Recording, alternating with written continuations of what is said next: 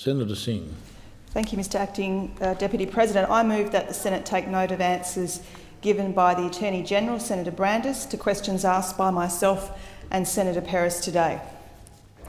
It has been made clear today that the Attorney-General is certainly more interested in defending the rights of those he refers to as bigots than defending the rights of minorities.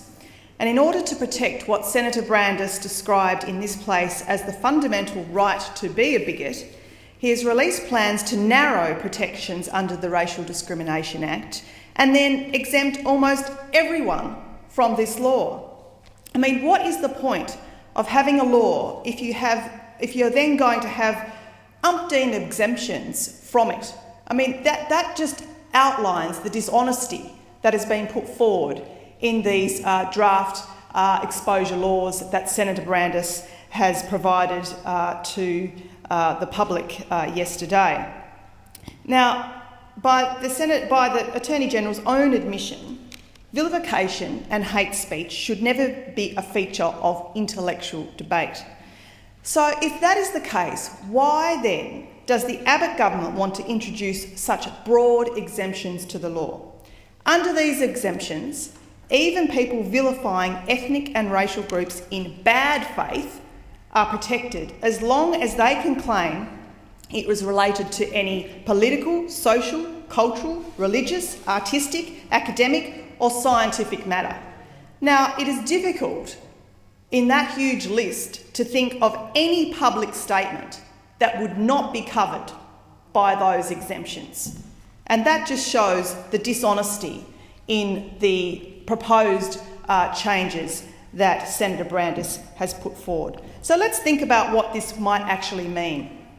It will mean comments on an online blog or article.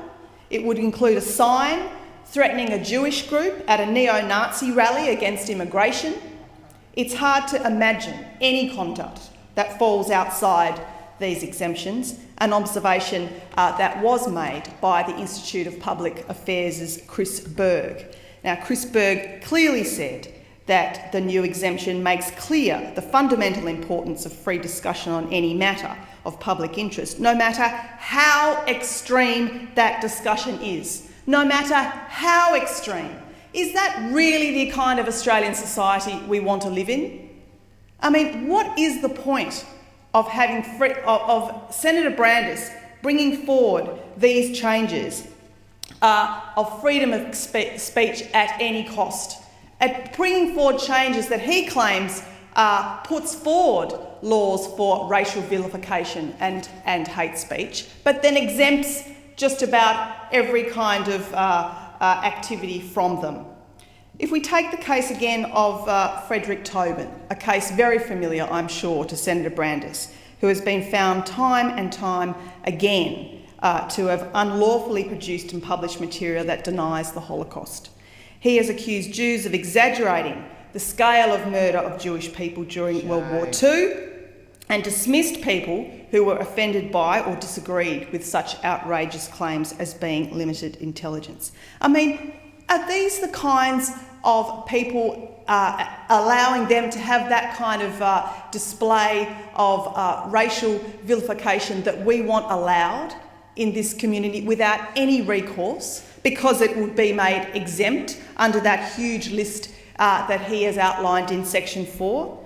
I mean, this is absolutely absurd and has no support by some now 150 community and ethnic groups across the country, some of which Senator Brandis himself claims he has met, but clearly also who he has chosen to ignore. We have been again highlighted and enlightened today in the way Senator Brandis has appeased the IPA. Through his cups of tea, through the IPA's briefing to the coalition, we've been made very clear that the IPA are very happy with these proposed changes, as will be Andrew Bolt, because they go very much to the heart of doing exactly what the IPA, I'm sure, briefed the coalition on. People, Mr Deputy President, people in positions of privilege, people in positions of power, like Andrew Bolt, have a platform to be racist. They are public commentators.